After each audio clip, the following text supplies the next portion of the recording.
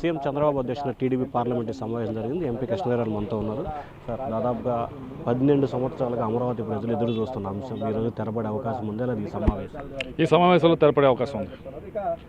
ఏ రకంగా అంటే ఒకవైపు వైసీపీ పిటిషన్లు వేస్తుంది, ఇబ్బంది పాలు చేస్తుంది, రాజధాని రైతులు అయోమయం సృష్టించే ప్రయత్నం చేస్తారు. ఏ అయోమయం లేదు.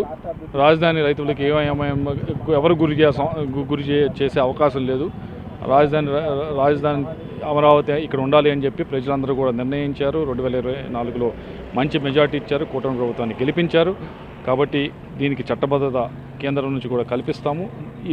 ఈ సమావేశంలో బిల్లు పాస్ చేసుకోవడానికి మేము అన్ని ప్రయత్నాలు చేస్తాం. సార్, సాగునీటి ప్రాజెక్టుల విషయాల్లో ఇటీవల సుప్రీంకోర్టులో వెళ్ళారు తెలంగాణ ప్రభుత్వం. మిగిలిన రాష్ట్రాల అభిప్రాయాలు కూడా తీసుకోవాలంటుంది. సో ఏ రకంగా వారందరినీ కన్వీనే చేయబోతుంది?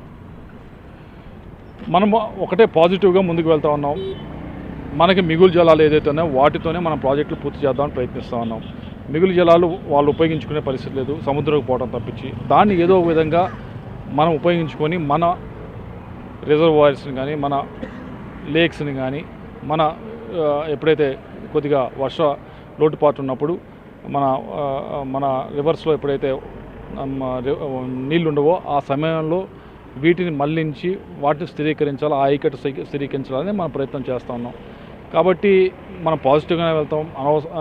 ఏ రాష్ట్రంతో కూడా ఎటువంటి గొడవ పెట్టుకొని ముందుకు వెళ్ళాలని మా ప్రయత్నం కాదు. మనకు ప్రాజెక్ట్ పూర్తి చేసుకోవడం మన ముందున్న కర్తవ్యం, అది పూర్తి చేస్తాం. సార్, తెలంగాణలో అధికార ప్రతిపక్షం సాగునీటి ప్రాజెక్టులు ఒక తాటిపోయింది, కానీ ఏపీలో అధికార ప్రతిపక్షాలు రెండు భిన్నధృవాలుగా ఉన్నాయి కదా.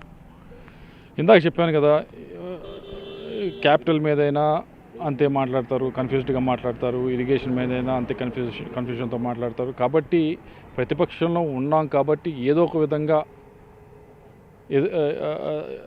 ఇంకో రకంగా మాట్లాడాలి, ఆపోజిట్గా మాట్లాడాలనే ప్రయత్నం తప్పించి దాన్ని ఏ విషయం పైన కూడా ఒక రాష్ట్ర ప్రజలు, రాష్ట్ర అభివృద్ధి దృష్టిలో పెట్టుకొని మాట్లాడే మాటలు కాదు అది. అందుకే చూశారు 2024 ఎలక్షన్ ఎలా వచ్చిందో రిజల్ట్. సో ఇంకా అంతకంటే మనం మాట్లాడాల్సిన అవసరం లేదు. సో ఇది ఖచ్చితంగా ఆంధ్రప్రదేశ్కి సంబంధించి అభివృద్ధి, ముఖ్యంగా అమరావతి రాజధానికి సంబంధించి చట్టబద్ధత 12 సంవత్సరాలుగా ఎదురు చూస్తున్న చట్టబద్ధత ఈసారి పార్లమెంట్ బడ్జెట్ సమావేశాలు అమరావతి కలుగుతుందని చెప్పి ఎంపీ కృష్ణదేవరాయలు అంటున్నారు. Vote studio.